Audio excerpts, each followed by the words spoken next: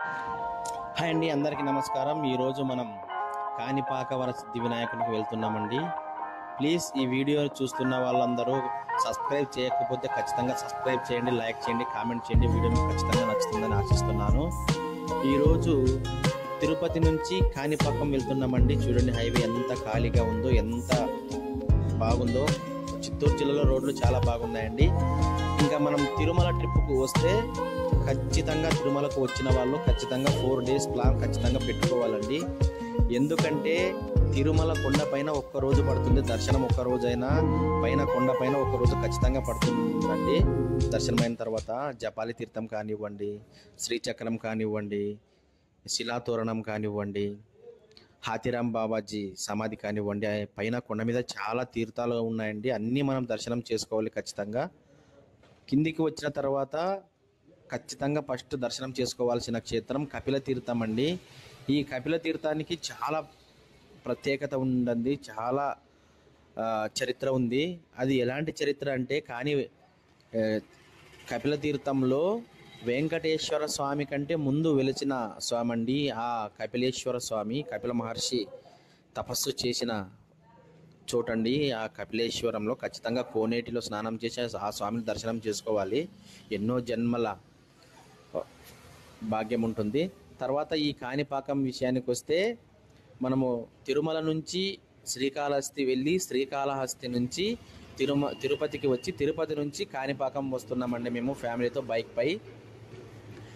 ఇంకా తిరుపతికి వచ్చిన వాళ్ళు ఖచ్చితంగా శ్రీకాళహస్తి అలాగే కాణిపాకం, వీలైతే పక్కనే ఉన్న 60 కిలోమీటర్ల దూరంలో ఉన్న గోల్డెన్ టెంపుల్ అండి. గోల్డెన్ టెంపుల్ నుంచి 80 కిలోమీటర్లు కాంచీపురం అవుతుందండి, కంచి.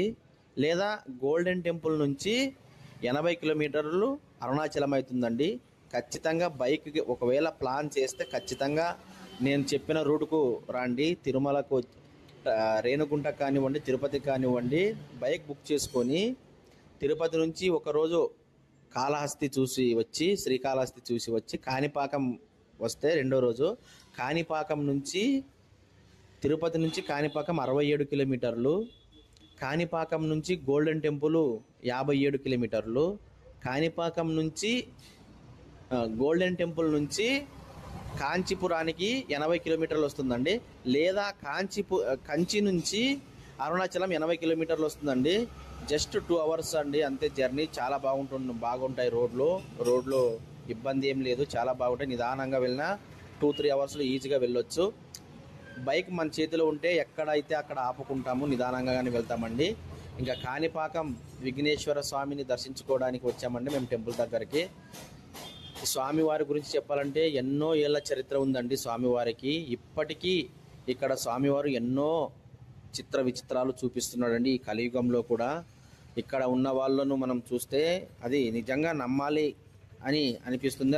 అది ఎందుకంటే కాణిపాకం ఎలా వెలిసింది టెంపుల్ కానివ్వండి, స్వామి చరిత్ర కానివ్వండి, నేను 2 నిమిషాల్లో చెప్పేస్తానండి. నాకు కాణిపాకం అంటే సంస్కృతంలో కానివ్వండి, తమిళ్లో కానివ్వండి, నాకు నిజంగా తెలియదు. కాణి అంటే పావు ఎకరం అంట, పాకం అంటే నీరు, అంటే పొలంలో నీరు పారడం అంట.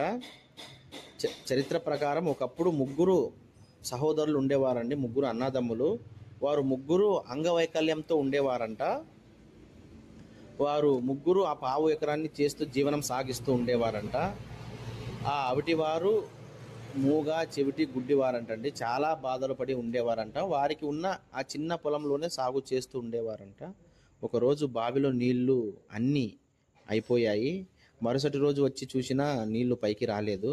3 కష్టపడి గడపర తీసుకొచ్చి తవ్వుతూ ఉన్నారంటండి. కొంతసేపటి తర్వాత ఒక నల్లటి రాయి వచ్చిందంట. ఇంకొంచెం తవ్వగానే గడపర దెబ్బ తగలగానే ఆ రాయి నుంచి రక్తం చిమ్ముకు వచ్చిందంటండి. ఆ రక్తం కాసేపటికి ఆ బాయి నిండిపోయిందంట. ఆ రక్తంలో తడిసిన ముగ్గురికి ఆ బాల అవిటితనం పోయిందంటండి. ఇది చాలా ఆశ్చర్యకరం అయ్యి వాళ్ళ నోట వీళ్ళ నోట అందరికీ గ్రామస్తులు తెలిసి తండోపతండాలుగా గ్రామ ప్రజలు వచ్చారంట. అప్పుడు గ్రామ ప్రజలు అందరూ కలిసి ఆ వినాయకుడు స్వామి ఎవరని తవ్వి తీస్తామని అందరూ గ్రామస్తులు తీసినా ఎంత తవ్వినా బయటికి రాలేదంట. ఇంకా అప్పటి చేసింది ఏమీ లేక అందరూ అక్కడే స్వామికి కొబ్బరికాయలు కొట్టి పూలు జల్లి అక్కడే పూజ చేశారంట. అప్పటి నుంచి ఇప్పుడు ఈ కలియుగం దాకా అప్పటి నుంచి స్వామిని అలాగే సేవిస్తున్నారండి. తర్వాతి కాలంలో రాజులు కానివ్వండి, చోళులు కానివ్వండి ఆ టెంపుల్ని నిర్మించి చేశారండి. అంతే కదండి, ఈ ఆలయ చరిత్ర విషయానికి వస్తే చాలా ఇక్కడ వింత విశేషాలు జరుగుతున్నాయండి. ఇంకో విషయానికి వస్తే, ఇది మొదటి విషయం అయితే, రెండో విషయానికి వస్తే ఈ స్వామి దగ్గర సత్య ప్రమాణం చేస్తారంటండి. సత్య ప్రమాణం ఏమిటంటే, స్వామి దగ్గర ఎవరైనా వచ్చి అబద్ధ సాక్ష్యాలు కానివ్వండి, లేక చెడు వ్యసనాలకు బానిసై ఉంటారు కదండి, మధు అలాంటివి తాగే వాళ్ళు కానివ్వండి, మద్యపానం స్వీకరించే వాళ్ళు కానివ్వండి, అబద్ధాలు ఆడేవారు కానివ్వండి, అలాంటి వారు స్వామి కోనేటిలో స్నానం చేసి స్వామి ముందుకు వచ్చి ప్రమాణం చేస్తే, ఒకవేళ ప్రమాణం చేసిన తర్వాత మనం ఏమైనా మాట తప్పితే ఖచ్చితంగా వారి ఆరోగ్యాన్ని స్వామి హరిస్తాడంటండి. మతిస్థిమితం కావటం కానివ్వండి, కాలు చెయ్యి పని చేయకపోవటం కానీ, కళ్ళు కనబడకపోవటం కానీ, ఇలా ఆరోగ్య సమస్యలు వస్తాయంటండి ఖచ్చితంగా. ఇప్పుడు మనం ఇక్కడ చూస్తే కూడా చాలామంది అలాంటి వాళ్ళు ఉంటారంటండి. ప్రమాణం చేసిన తర్వాత ప్రమాణం నిలబెట్టుకోకపోవడం వలన అలా చాలామందిని మనం అక్కడ చూడొచ్చండి. చాలామంది అక్కడికి ఆ ప్రమాణ స్వీకారం చేయడానికే తీసుకొస్తారంట అక్కడ స్వామివారి పైన. తర్వాత మూడో విషయానికి వస్తే ఇంకో వింత జరుగుతుందండి ఇక్కడ. అది ఏమిటంటే, స్వామివారు కొన్ని సంవత్సరాలకు ఒకసారి పెరిగిపోతూ ఉంటాడంటండి. మనము అది ఎలా చూడాలంటే, అవి కొన్ని సందర్భాలలో మాత్రమే ఆ వెండి తొడుగు స్వామివారి బయటికి తీస్తారంటండి. 1950లో ఒకలాగా ఉందంటండి. తర్వాత మళ్ళీ 1970లో సైజు పెరిగిందంట స్వామివారిది. ఇప్పుడు 2020లో సైజు పెరిగిందంట. ఇలా 10 సంవత్సరాలకి 20 సంవత్సరాలకి స్వామివారిని తొడుగులు మార్చినప్పుడు ఇలా అవుతుందంటండి. చాలా పెరిగిపోతూ ఉంటాయంట తొడుగు. దాన్ని సంబంధించి స్వామివారు పెరుగుతూ ఉంటాడని అంటారండి. ఇలా చాలా చిత్ర విచిత్రాలు జరుగుతుంటాయండి. ఖచ్చితంగా తిరుమలకు వచ్చిన వాళ్ళు ఖచ్చితంగా శ్రీకాళహస్తి కానివ్వండి, కాణిపాకం వచ్చి చూడాలండి.